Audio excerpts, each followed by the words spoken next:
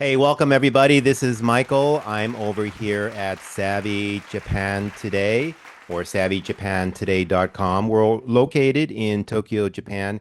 And today we're going to talk about a few things over here at Savvy Japan Today. The first thing we're going to talk about is Prime Minister Ishiba. And many of you know that Prime Minister Ishiba is a person who has had quite a bit of a difficult time in his political career over here in Japan. And we're going to talk a little bit about that because he has decided to give up. And then we're going to move over to the typhoon that just hit over here to Japan. We're going to go over what's been happening and give you the name of this typhoon. And then right after that, we're going to talk a little bit about how the Japanese girls and women are flocking to South Korea. Why? We'll talk about that in this video. By the way, please stay tuned to this video until the very, very end, where we're going to have a special report about Charlie Kirk. If there's somebody out there, and I doubt there is, but if there's anybody out there who doesn't know who Charlie Kirk is by now, we're going to talk about him because he has recently been assassinated.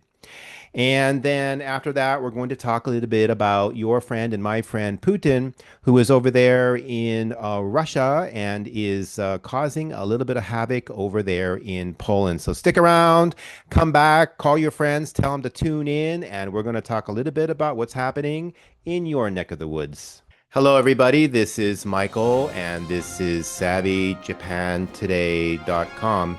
So before we get started with this video and with every video that I make, I have to say that these videos that I do make are commentary, discussion, and educational purposes only.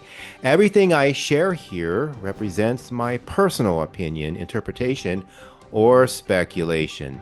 Some of the information discussed is based on publicly available news reports or statements from others and should not be taken as verified fact. Please always do your own research and form your own conclusions. Having said that, let's get it poppin'. Okay, welcome back, everybody. So let's talk a little bit about Prime Minister Ishiba. Now, a lot of you out there have been sending me emails and telephoning me and calling me and lining me and doing everything you can to talk a little bit about Prime Minister Ishiba. He has been the Prime Minister over here in Japan for a while, and he is stepping down. Now, if you're over here in Japan, please leave some comments below and let us know what you think about Prime Minister stepping down. Some people do really like him, and some people would rather not say that they really like him. But he is stepping down. So who do you think is going to be the next Prime Minister? That's kind of up in the air. People really don't know who the next Prime Minister is going to be. There is one gentleman that I think may become the prime minister. I'm not going to say his name right now. I want to know what you guys are thinking. So put your comments below and let's go over those together and start this community between yourself and the community over here that has been just inundated with a lot of information that we cannot handle without you. And moving on to the typhoon, the typhoon over here in Japan has not really affected Tokyo that much whatsoever, but down in the southern part of Japan, it is really causing a lot of damage. There are some people missing because of the flooding, and our hearts go out to everybody over there. And we really do hope that you guys are going to be doing much better in the coming days. And I know there's going to be a lot of people in Japan who are going to be traveling down there to help everybody out. I know I will for sure as soon as I get the okay from the government. And the Japanese girls and the Japanese women are flocking to South Korea recently. Not really recently, I would say over the last few years. And the question is why? Well, I personally know a lot of Japanese girls who have gone over to South Korea. And I also know a lot of women who also have gone over there, and they're still there right now. in South Korea. And the question is why? Well, basically, before you go away after I say this, stay tuned just a little bit longer because the reason is because um, if you go to South Korea, you'll notice that there are a lot of advertisements as soon as you get off the airplane and you get on the buses and you get on the trains for cosmetic surgery. So there's a lot of Japanese women who are flocking over there because the cosmetic surgery is really inexpensive over there in South Korea. A lot of South Korean women are getting this cosmetic surgery. They're getting their faces tucked, they're getting their noses increased to make them higher, not fatter, but higher. They're getting their eyes done, they're getting their cheeks done. And there's another thing that they're doing that is kind of fascinating to me. I don't really understand it, but there was a Japanese girl who I know for a few years, and one day I saw her, and her face was actually glowing. I don't mean shiny. I mean it was glowing like the moon. I'm very serious. And when I saw her, I said, what are you, you look a little bit different. And she said, what? What do you mean? And I said, I don't know. I don't know what it is, but her face was all aglow. I mean, it was glowing, not like the sun, like the moon, like a full moon. And she looked very beautiful. And I said to her, well, you look younger and you look like your face, your skin is glowing. And anyway, what it is there is a procedure over there in South Korea, and I don't understand it myself, and I'm not condoning anything, and I'm not saying that you should get this done. I'm not a doctor, and I'm not prescribing that anybody do this whatsoever. I'm just reporting what's going on. But anyway, apparently this procedure they actually will give you a shot, right? I don't know where in your arm or in your face, I don't know, but they give you a shot of something and it goes inside of your body and it makes your skin glow. It makes your skin look younger and glowing. And I don't even know what it's called. And even if I did know what it was called, I'm not going to tell you because that would mean that I'm endorsing it. But I'm sure in America, this thing is not going to be readily available. But in South Korea, apparently it is used all the time. So I saw her for a few times, week after week after week, and her face was glowing. And I asked her, I said, well, how long is this glow going to last? And she said it's going to last for like 3 months. So then she has to go back to South Korea and get it done again. And then I asked her, I said, is it safe? And she said, yes. And I don't know if that yes was a educated yes or she was just told that it was safe. I don't know. I have no idea, but she seems to be okay. But in the long term, I don't know if there's any safety concerns or anything like that. But anyway, a lot of Japanese girls, a lot of Japanese women are going over there to South Korea to get procedures done. And so, what does that mean? That means that the women in Japan are becoming more and more and more beautiful and gorgeous more than before. And to tell you the truth, when I see some of these women, I cannot tell that they had cosmetic surgery. But then some women, I can kind of tell, because they got too much done.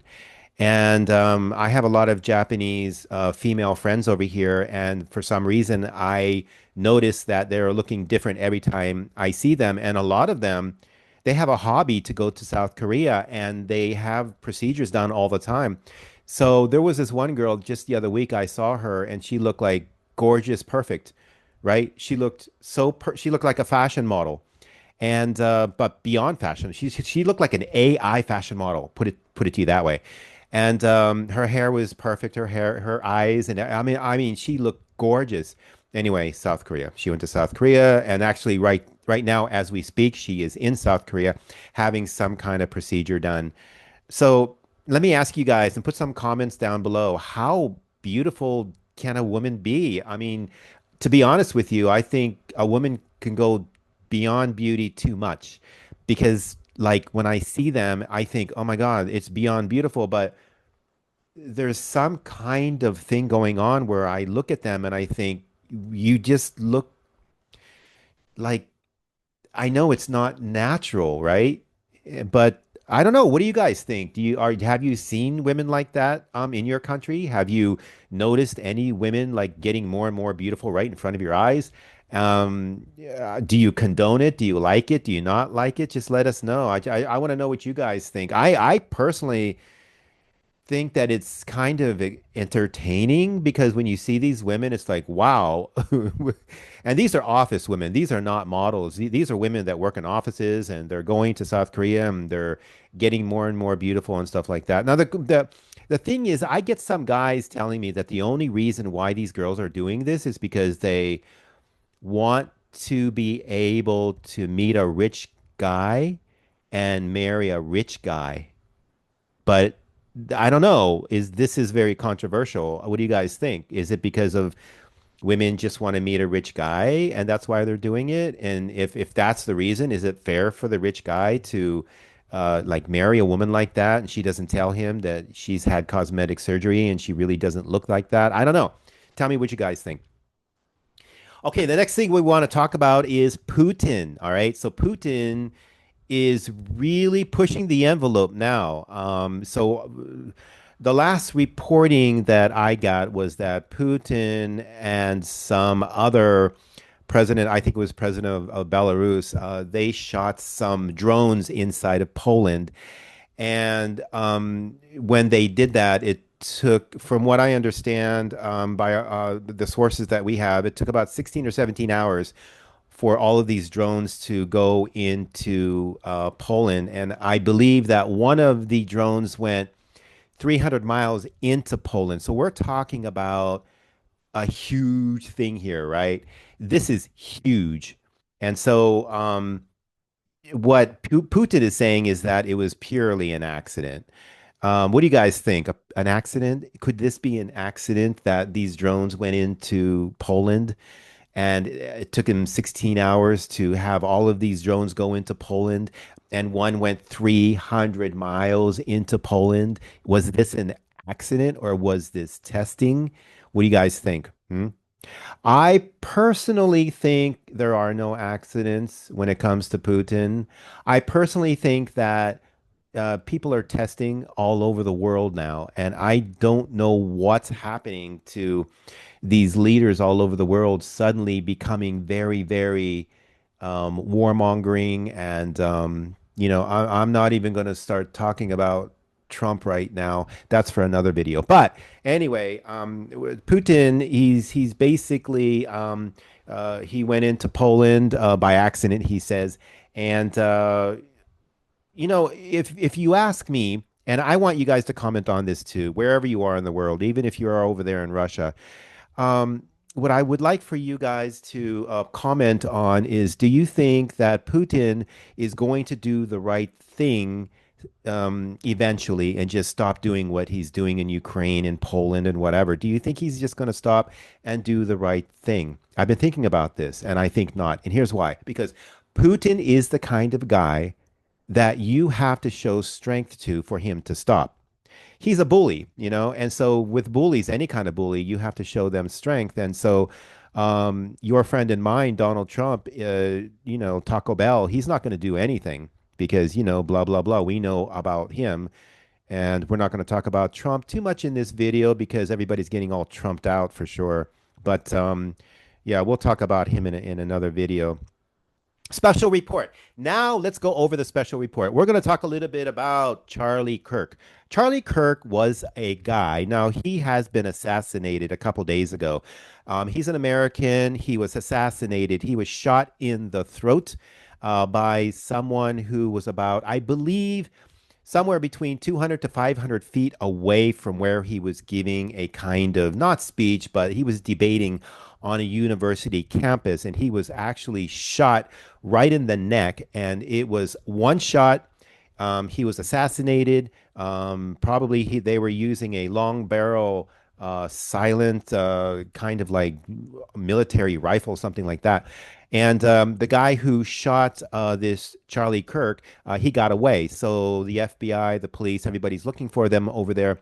and in America, and they're looking for him. They haven't found him yet, so they have some pictures of him. I'm sure you can probably see those pictures all over the internet these days. But who was Charlie Kirk? Charlie Kirk was a young man. I believe he was around 36 years old. He had two children. He was married. But what he did was he would speak in public, especially on university campuses. And he was really very intelligent. I really, really, really liked him a lot. I would listen to him and I could not believe how much information he had in his head. He knew about history. He actually didn't go to university. I believe he might have dropped out, but he didn't go to university. He was against people to go to university unless you're a doctor or a lawyer or something like that. But he was saying that people can get great jobs today without a university degree, and a lot of people are working at jobs today and they have a university degree, but they didn't have to get a university degree to get the job that they have. So having said that, what do you guys think? Do you need a university degree in these days? I mean, we have ChatGPT, we have Google AI, we have all this kind of stuff where we could just, if we want information, we can get it right at our fingertips in a split second. Do we need a university degree in these days to get a great job, have a great life? Please comment, like, and subscribe, and become part of this community where we can all get to know each other and chat it up. So, Charlie Kirk was someone that I really liked, and then someone who I didn't like. And the reason why I stopped to like Charlie Kirk was because as I was listening to him go on and on and on and debating these university students about very, very interesting topics, I stopped to like him because I found out that he was a Trump supporter, and he started talking about how great Trump is and how wonderful he is and this, that, and whatever. And I really liked him a lot until that point, and I'm like, okay, we're done. So I stopped watching him on YouTube. I didn't care anymore about what he was saying. I still to this day believe that he's highly intelligent.